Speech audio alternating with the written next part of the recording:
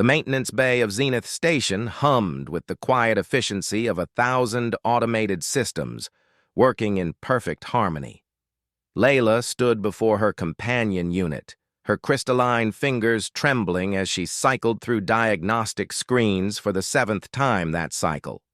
The readings made no sense.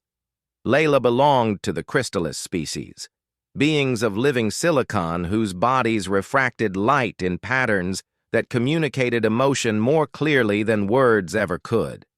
Right now, her form flickered with anxious amber and frustrated crimson streaks. Her companion robot, model ZX-771, had been her constant aid since she'd arrived at the station 3 solar cycles ago. The sleek, armless unit was designed specifically for Crystallis physiology, navigating spaces, carrying equipment with its anti-gravity field manipulators, and interfacing with their unique neural patterns. But now it simply floated there, its smooth, ovoid body rotating slowly, emitting nothing but a low, distressed hum. "Please," Layla whispered in the harmonic tones of her language, her hand pressed against the robot's surface. The neural interface that usually sparked with instant recognition remained dark. Without her companion, she couldn't access half the station's systems. Her people had evolved past physical manipulation centuries ago, relying entirely on technological intermediaries. "Excuse me, miss?" Layla turned sharply, her body flashing defensive violet. A human stood in the doorway, one of the maintenance workers she'd seen pushing cleaning equipment through the corridors. He wore the plain gray coveralls of station janitorial staff, a patch on his chest reading, "Scott." Humans were still relatively new to the Galactic Cooperative, their homeworld having achieved faster-than-light travel only 2 generations ago. "I am occupied," Layla said carefully in Standard Galactic, her translator device rendering her harmonic speech into flat, emotionless words. "This area is restricted." Scott held up his hands in what she'd learned was a human gesture of non-aggression. I know. But I was cleaning the adjacent bay and heard you talking. Sounded distressed." He gestured toward the floating robot. "Companion unit giving you trouble?" Layla's colors shifted to embarrassed orange. It seemed undignified to discuss her problems with a janitor. Still, the station's technical specialists wouldn't arrive for another 2 cycles, and she had critical experiments scheduled. "It has ceased functioning. The diagnostics reveal no errors, yet it does not respond." Scott approached slowly, his boots making soft sounds on the deck plating. He circled the robot, his eyes, those strange mobile orbs that humans possessed, scanning it with an intensity that surprised her. "ZX-771, right? Yeah, I've seen these around. Beautiful design. That anti-grav manipulation tech is incredible." "You are familiar with Crystallis technology?" Layla asked, unable to hide her skepticism. "Not really," Scott admitted with a self-deprecating smile. "But I know machines. Been fixing things since I was a kid. Grew up on a colony world where if something broke, you either fixed it yourself or did without." He pulled a small multi-tool from his pocket. "Mind if I take a look?" Layla wanted to refuse. The Cooperative's most advanced species, the Eldari, the Vex-Core, even the enigmatic Whispers, had all assured the Crystallis that humans were primitive, barely above their tribal origins. They fixed things by hitting them, the Eldari had joked. They used combustion engines until 50 years ago, the Vex-Core had sneered. But desperation overruled pride.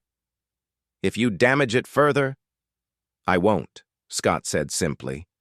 He set to work, and Layla watched in fascination. His approach was nothing like the technical specialists she knew. They would have connected diagnostic equipment, run algorithmic analyses, consulted databases. Scott did none of that. Instead, he ran his hands over the robot's surface, pressing gently here and there, his ear almost touching the casing as he listened to its internal sounds. "Humans have exceptional haptic sensitivity," she remembered from her xenobiology briefings. Their entire bodies were covered in touch receptors, billions of them. They could detect temperature variations of fractions of a degree, pressure differences measured in grams. "There," Scott muttered. His fingers found a nearly invisible seam along the robot's equator. "This shouldn't be loose." He produced a small scanner from his belt, crude by Crystallis standards, and waved it over the area. "Huh. Thought so. Your magnetic coupling here is degraded, probably from exposure to the station's new ionic scrubbers. They installed them in Section 7 last month, right near the Crystallis quarters." Layla's colors flashed surprised yellow. That was exactly where her quarters were located. Scott opened a panel that Layla hadn't even known existed. The schematics she'd studied showed it as a sealed unit. Inside, a complex array of crystalline circuits glowed faintly. He made a soft sound of appreciation. "This is remarkable engineering. Really beautiful." His fingers moved with surprising delicacy, adjusting something Layla couldn't quite see. "The magnetic field generator isn't broken, just misaligned. The degraded coupling threw off the calibration.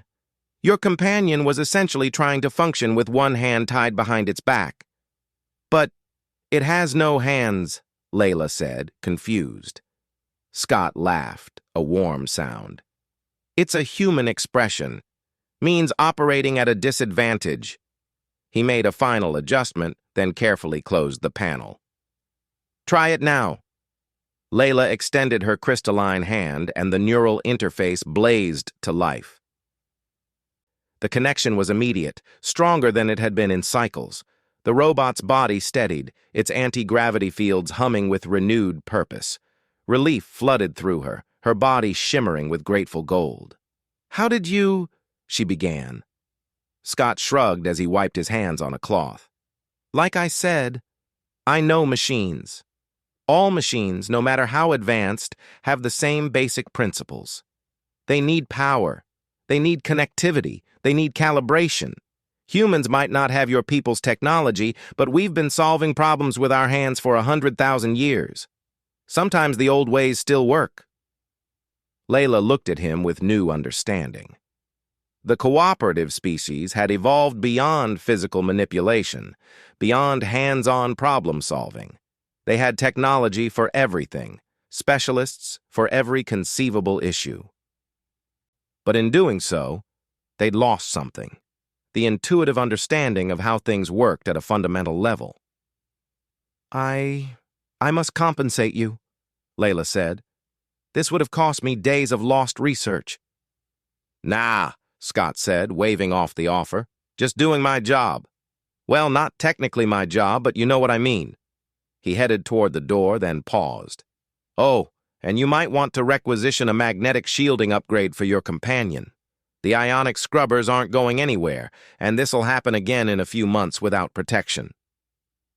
As he left, Layla stood in the maintenance bay, her companion unit floating serenely beside her, and reconsidered everything she'd been told about humans. Perhaps there was a reason they'd achieved spaceflight so rapidly, despite their apparent primitiveness. Perhaps there was something powerful about beings who still knew how to work with their hands, who understood problems through touch and intuition rather than algorithms and diagnostics. She made a note in her research log. Hypothesis: human tactile intelligence may represent an undervalued form of problem-solving. Further study required. As she left the bay, her colors had settled into contemplative blue mixed with the silver of respect.